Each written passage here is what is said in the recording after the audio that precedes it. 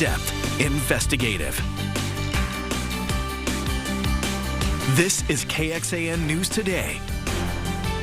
We've got a live look for you right now on I-35 as we kick off this Wednesday morning. And depending on where you're going, you are going to see some wet roads out there. We have another risk of heavy flooding as the rain continues today. Thanks for joining us. I'm Tom Miller. Good morning. I'm Sally Edmond. This meteorologist Kristen Curry is here telling us if this rain is going to carry on for the rest of the week. You know, it is, but we should see some drier conditions later in the day. So most of the heavy rain is going to fall this morning in our eastern counties. So let me show you what's going on with this flash flood threat. You'll notice that it's favored for areas east of I-35, but it's a lower risk too. That's only a 1 out of 4. We're going to get most of the rain out of the way here over the next few hours with only a couple spot showers to watch for after the lunch hour. But this is certainly going to tell you what for the morning commute out towards the east here. So I'm looking at Fayette County, Milam County, Lee, Northern Bastrop County, all of you dealing with some light to moderate rain right now. And because this has been the area favored for the last several hours, we want to be very mindful of maybe some low water crossings that have some water on top of them, some low-lying spots in the roads that probably have some pretty big puddles after the rainfall. As far as what's going on outside, it's not raining everywhere, as we can see on our Whittlesey Landscape Supplies weather camera there in Granite Shoals. That's just a cloudy sky. Temperatures are running cooler this morning. Most of us below 70 degrees as we're seeing widespread 60s on the map. As far as how the day will play out, like I said, the rain chances will be best this morning. They're slowly going to drop to about 10% this afternoon with some sunshine on the way. Not a blue sky, but some peaks of sun between those clouds and a current temperature of 83 degrees. I've made some adjustments to your rain chances. So coming up in your first warning forecast, we'll talk about why your rain chances come down here over the next few days and what we've got going on for your weekend. Clearly a lot. Now, if you happen to find yourself caught in a vehicle during flash flooding, let's talk about this as a reminder since our flooding threat does go up as we get into the weekend. Here's what TxDOT encourages you to do. If your vehicle gets caught in stalls, abandon it and head to higher ground. Make sure you can do that safely. Now, if your car is sinking, roll that window down or break it and swim to higher ground. Opening that door is near impossible due to a difference in pressure between the water and the inside of your car. But if you can't break your window, you'll have to wait until the inside of the car is filled with water before opening your door. TxDOT says that the best way to stay safe is, again, just to avoid the situation entirely by turning around, not drowning. Thank you, Kristen. We are following some breaking news from overnight, and a man is dead in East Austin. Police now investigating this as the city's 28th homicide of the year. Officers are actually investigating 2 separate crime scenes. So here's what we know. Around 11:30 last night, officers got called to the intersection of Manor Road and Rogie Lane because people heard gunshots in the area. Officers got there, they searched the area, and they got even more calls about this. They found a man hurt just down the road on Breezeway. They tried to save him, but he didn't make it. Officers do not have a suspect or anyone in custody at this time.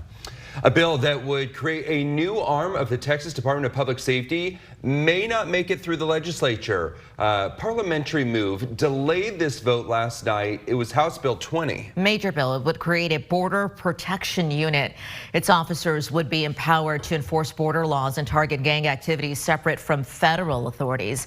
The bill's author argues the state needs it to take matters into its own hands to protect its own citizens. Texans from the Rio Grande Valley are protesting the bill, at least some. They're citing concerns that their communities would be over-policed. There's a Thursday, deadline for bills to receive preliminary approval on the House floor. Still uncertain if the bill can clear committee in time to meet that deadline. Large crowds of migrants are gathering right now at the U.S.-Mexico border ahead of tomorrow night. That is when Title 42 expires. That pandemic-era policy made it easier for border agents to quickly deport asylum seekers. This is some drone video shot at the border wall in El Paso. It's a specific area not authorized for entrance. County's Migrant Support Services Center is packed with people seeking asylum. Governor Greg Abbott says he is deploying his own border force. It's going to be to areas known as hotspots for undocumented border crossings. Back here in our area, firefighters in Kyle want to make sure that they can respond to calls for help quickly especially as more people keep moving to that area. Yeah, in January, Kyle fire averaged about 7.5 minutes for response time. But right now they average about 6.5 minutes. The department added a 4th fire station and more firefighters to help that out. And they hope to reduce that number even more in the future. The department's currently looking to add about 9 positions over the next year. We ran 500 calls when I started volunteering, and now we're going to run probably close to 6,800 calls this year. All right, the department's hiring in June. They're going to hire 3 new positions. Kyle Fire is part of a mutual aid agreement between a number of surrounding fire departments. And when we go in depth on this topic, fire resources are needed in Austin too. The Austin Fire Association, a group that represents firefighters, say about 1,400 people applied earlier this year to join the Austin Fire Department. That is down from about 3,200 applications in 2021. The association points to the cost of living compared to wages for firefighters as a reason for the dip in interest. All Del Valley ISD teachers and staff are getting a big raise, about 6%. District trustees approved that increase last night. Starting salary for a teacher there is now $58,000. In addition to the raise, Del Valley is also offering thousands of dollars in stipends for positions like bilingual, certified teachers, and special education teachers. A church childcare is closing and parents are concerned. Around 200 children now have nowhere to go. And a bill bringing fentanyl awareness education to Texas schools may become mandatory. What this would mean for your kids if it passes. Good morning, a live look outside and overcast skies, some rain to kick off your Wednesday morning. This is a live look from our Granite Shoals camera.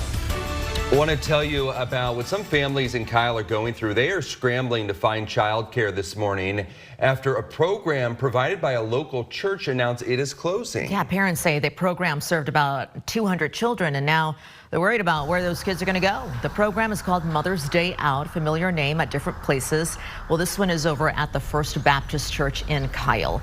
The church announced its closing at a recent sermon, calling it a business decision and that it's necessary that the reallocation of resources continues as the church continues to grow. And some parents are worried that they're going to go from paying around $400 a month to double that at a new child care facility. Shock, disbelief, a little bit of panic, right? Because now where are we going to put our child? The church does not have a date yet when they're going to officially close the program. They do expect to announce that in the next few weeks. Going in depth on this, the Travis County Health Rankings say on average, locally adults with 2 children are spending about 22% of their income on child care. Federal government recommends people spend only about 7% of income on child care. The woman who accused former President Donald Trump of sexual abuse is going to be speaking out later today. E. Jean Carroll will be on the Today Show. A New York jury found former President Donald Trump liable for sexually abusing her, but not liable for her alleged rape. Trump's campaign spokesperson says his legal team plans to appeal that verdict. The jury's decision marks the first time a former president has been found civilly liable for sexual misconduct. The jury of 6 men and 3 women also found Trump defamed Carroll by calling her claims a hoax and con job. The jury awarded Carroll $5 million in damages. The first state representative since 1927 expelled from the Texas House, why he was removed by a unanimous vote. It is one of the top tips we get from viewers about tollways, auto pay problems, and why the system isn't always working. Our text tag troubles investigation continues coming up. The Texas Fight Tour is underway last night in the Alamo City. We'll hear from the 3 head coaches coming up. Good morning, a live look outside from our downtown Austonian camera. That is the UT Tower, still lit up in burnt orange, celebrating the class of 2023. In some cases, they are a week into their new careers. In some cases, they are figuring out what is next. No matter where you're at, congratulations on your graduation. I want to tell you about Congressman George Santos. He could surrender today at the New York Federal Courthouse. Prosecutors charge him with federal offenses. NBC News is reporting no court documents are available, so it's unclear what those charges are. The New York Republican has been under investigation, though, for his finances. He also faced pressure to resign from Congress after admitting to lying about his background. The Texas House voted unanimously to expel a GOP rep, Brian Slayton. It's because of allegations that he had inappropriate sexual contact with a 19-year-old, his own staffer. The vote comes after Slayton submitted his resignation papers to the governor. And according to the report, Slayton showed a pattern of inappropriate behavior with the aide. The panel also found that he tried to cover it up using harassment and intimidation tactics. He is the first state representative to be expelled from the Texas House since 1927. A long-haired pup is making history for his breed for the first time. And you're going to have to bear with me here. A Petit Basset Griffon Vendéen. Nice. That was pretty good. Yeah. Won Best in Show at the Westminster Dog Show. I'll let you say that name again, and I'll just say his actual name. It's Buddy Holly. That's so much easier to pronounce. He bested 6 other finalists to become top dog in the U.S. The breed is originally from France. About 2,500 dogs from 210 breeds and varieties competed for the trophy. Buddy Holly must come out in a much nicer and sophisticated way when you're French, right? Yes, yes, that's true. Come here, Buddy Holly. How do you pick? How do you pick? How do you pick a winner? I mean, they're all cute. They're so cute. They're all so well behaved. Yeah, yes. that's when you at home with your dog watch and say, why can't you do that? See? You know, Look, why can't you win me money like that? Let me show you what's going on with your forecast here, because if you are a dog owner and your pup has been locked inside because of these rain chances, I'll tell you what, I think we've got drier weather on the way later today, so they can get out the wiggles, the kids can get out the wiggles, as the rain chances are going to be best this morning. They're going to be leaving us as this storm system rolls away. But before it leaves, we're still likely to see some showers and thunderstorms in our eastern counties. You'll know it's still pretty wet out there in northern Fayette County. We've got Lee County covered up in rain, as is portions of Caldwell and Bastrop County. So here's the low. This is going to be moving away. That was just storm number 1, and that actually looked to be the weaker storm. Storm number 2 is coming our way late in the week into the weekend. Temperatures in the 60s, humidity 96%. We've got temperatures warming to the 80s today. Yesterday, because of the rain, we got stuck in the 70s, so a little warmer today with more sunshine. You can see the rain chances fading on us as we get into the later part of today, meaning the morning hours, we hold the best chance of seeing some of those showers and storms, and then this slowly starts to drift away here, following that low towards the north and east. So by lunchtime, a few straggler storms. We'll be seeing the same kind of thing for the back half of your afternoon, meaning again, it's going to be nice as you get home from work to take the pup out. Now, as far as the flooding threat goes, it has been lowered for today. It's a 1 out of 4 for our eastern counties. That's the dark green color I'm looking at. For tomorrow, it's even lower. But I will tell you, the storm that's on the way is likely to bring us some much heavier rain and a much more widespread rain. So you see your rain chances coming up in a very big way Saturday, Sunday. So between today and Friday, we could see maybe about 1/10 of an inch to 1/2 an inch, but watch as these rain chances and those rainfall totals explode through the weekend here. Now we're starting to talk 3 to 6 inches of rain. So we've been pretty consistent all week in telling you that Saturday is looking to be the heaviest day and the most concerning flood threat. That stays. That's a 3 out of 4 risk of flooding concerns across most of Central Texas on Saturday. So big heads up here. If you have Saturday plans, we want to start rearranging those plans. If not, bring them inside. 80s today, 80s tomorrow. So we get a little warmer late week as those rain chances come down. But then over the weekend, yeah, we lose those 80s to the 70s on Saturday. And that's a 90% chance of widespread showers, soaking rainfall and thunderstorms, with the flooding risk continuing into Mother's Day. And we'll hang on to those rain chances early next week. All right, thank you, Kristen. A bill that would make fentanyl awareness education mandatory in school is now being considered by the Texas Senate. Known as Tucker's Law, would require Texas schools to educate kids about grades through 6 about drug abuse and fentanyl dangers. So 6th through 12th graders would be able to get this education. It's named after Tucker Rowe, who died from at 19 years old from a fentanyl overdose. His mom, Stephanie Turner, helped lawmakers push for that legislation. She says the road hasn't been easy, but this education could save more young lives. Schools within our county started resisting and not spreading this information that was where I had to take it to the next level, because I realized schools didn't necessarily want to raise a red flag and scare the community that the problem was here. But the problem is here, and it is amongst our kids. The bill already made it through the Texas House, and if it passes the Senate, it's going to head over to the governor's desk. Digging deeper, school districts in Williamson County are taking a proactive approach to the fentanyl crisis. Round Rock ISD recently made Narcan more available to its staff, students, or even visitors on campus. That's the emergency treatment to help with overdoses. Granger, Copeland, Thrall, and Leander ISDs also have Narcan at the elementary school level. This month, you're going to start seeing a new national effort to get military veterans the help they need. It's to take care of their mental health. The Department of Veteran Affairs rolling out hundreds of videos. These are going to show veterans talking about how access to mental health care and support has helped them. Yeah, it's really brave of them. And it comes as the Wounded Warrior Project released some new findings showing 76% of veterans surveyed live with post-traumatic stress disorder. 76% live with anxiety. And 74% of veterans surveyed live with depression. I got an in-depth look at the new initiative with the psychologist and mental health expert for veterans. We're seeing some of that video of the campaign that you just talked about. Was it hard to get some of these veterans to come forward and talk about their struggles?